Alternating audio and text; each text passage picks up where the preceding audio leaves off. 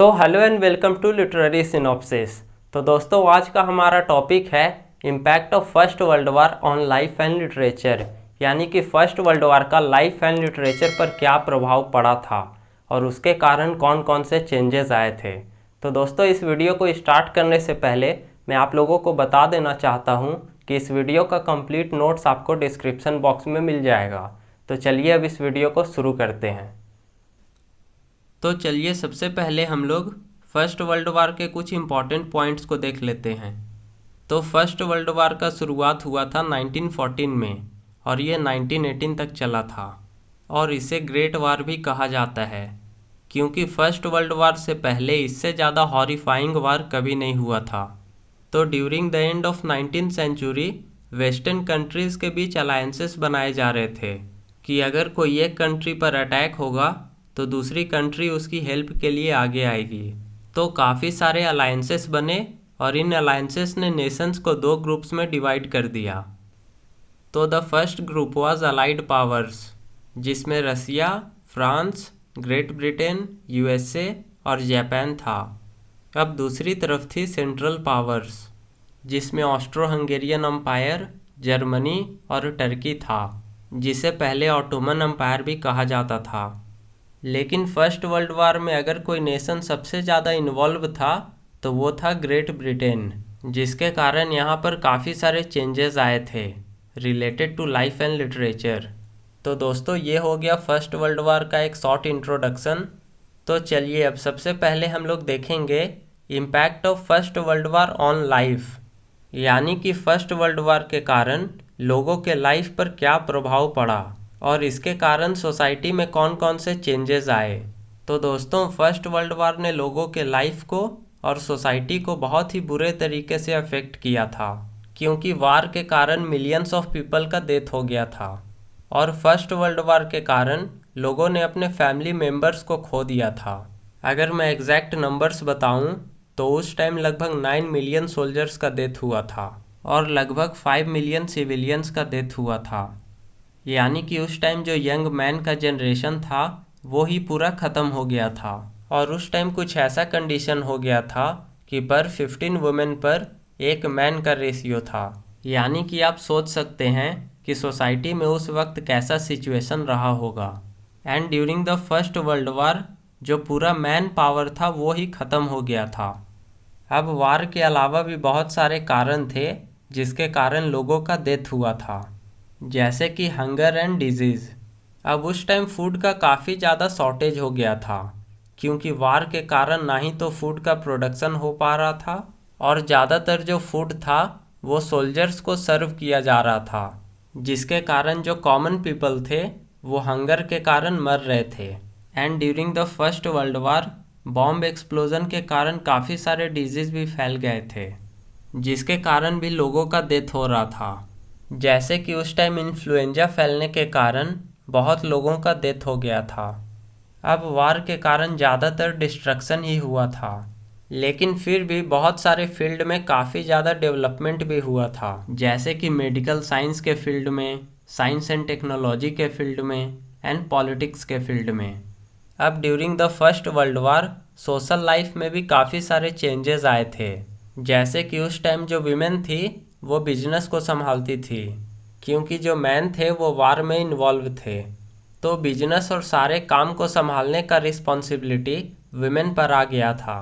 तो 1918 में कुछ ऐसा कंडीशन हो गया था कि अगर किसी इंडस्ट्री में या फैक्ट्री में 10 वर्कर्स काम करते थे तो उनमें से 9 वर्कर्स विमेन होती थी। तो वार के टाइम में विमेन ने काफ़ी ज़्यादा कंट्रीब्यूशन दिया था और उनके इसी कंट्रीब्यूशन को देखते हुए लॉज में भी काफ़ी सारे चेंजेस किए गए थे, ताकि वुमेन को और ज़्यादा इक्वलिटी और अपॉर्चुनिटीज़ मिल सके। तो दोस्तों, हम लोग बोल सकते हैं कि फर्स्ट वर्ल्ड वार का जो इफ़ेक्ट है वो इतने दिनों के बाद भी कहीं ना कहीं देखने को मिलता है। तो ये हो गया impact of first world war on life. तो अब हम लोग देखेंगे impact of first world war on literature, यानी कि फर्स्ट वर्ल्ड वार के कारण लिटरेचर में कौन कौन से चेंजेस आए थे। तो दोस्तों, फर्स्ट वर्ल्ड वार ना सिर्फ सोसाइटी को और लाइफ को ही अफेक्ट किया था, बल्कि इंग्लिश लिटरेचर को भी काफ़ी ज़्यादा अफेक्ट किया था। क्योंकि वार के कारण लिटरेचर का पूरा जॉनरा ही चेंज हो गया था और जो लिटरेचर लिखने का तरीका था वो भी चेंज हो गया था। अब उस टाइम ज़्यादातर जो वर्क लिखा जाता था वो वार से रिलेटेड ही होता था। राइटर्स लोग अपने वर्क में वार के ट्रू पिक्चर्स को दिखाया करते थे कि वार कितना ज़्यादा हॉरिफाइंग होता है और इसके कारण कितना डिस्ट्रक्शन होता है।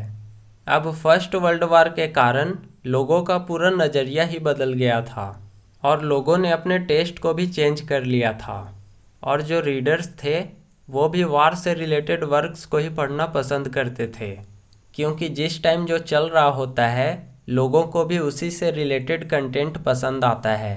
जैसे कि जिस टाइम कोविड चल रहा था उस टाइम हम लोग भी न्यूज़ चैनल पर कोविड से रिलेटेड ही न्यूज़ देखना पसंद करते थे कि आखिर कहाँ पर क्या चल रहा है, और जो न्यूज़ चैनल वाले थे वो भी हमें कोविड से रिलेटेड ही न्यूज़ दिखाया करते थे। तो जस्ट वैसे ही लोग भी उस टाइम वार से रिलेटेड वर्क्स को ही पढ़ना पसंद करते थे और जो राइटर्स थे वो भी अपने वर्क में वार से रिलेटेड ही लिखा करते थे। जैसे कि फर्स्ट वर्ल्ड वार के बाद टी.एस. इलियट ने द वेस्टलैंड को लिखा था, जिसे one of the toughest poem भी कहा जाता है, जिसमें इन्होंने फर्स्ट वर्ल्ड वार के पेन एंड सफरिंग को दिखाया था।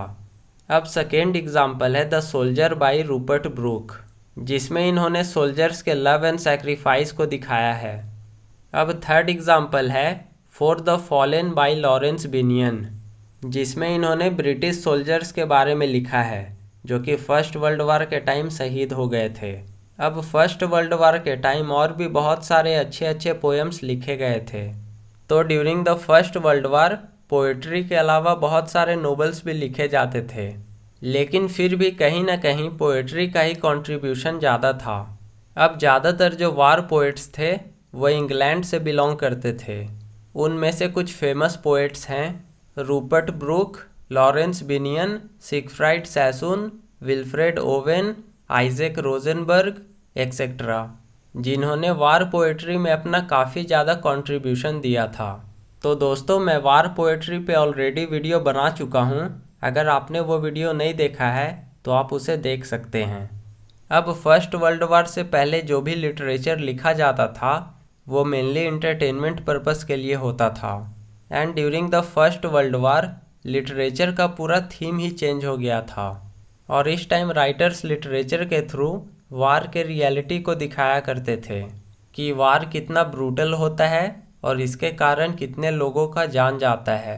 तो बेसिकली हम लोग बोल सकते हैं कि during the first world war literature का पूरा टोन ही चेंज हो गया था, क्योंकि जो लिटरेचर पहले लोगों को इंटरटेन किया करता था वही लिटरेचर वर्ल्ड वार के टाइम पेन एंड सफरिंग को एक्सप्रेस कर रहा था।